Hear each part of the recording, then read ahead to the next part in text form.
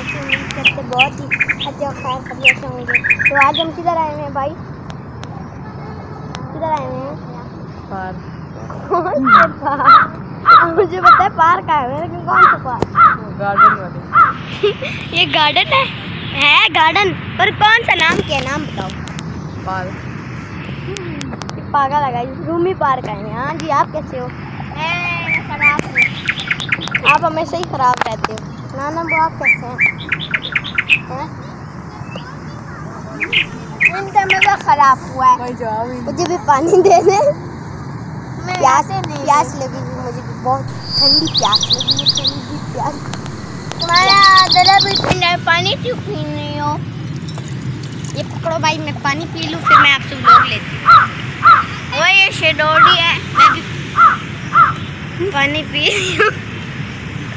ये शेडोडी की बच्ची है। मजा तो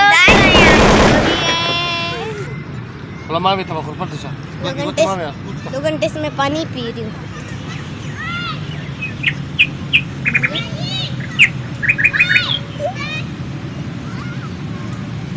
क्या हुआ तुम्हें?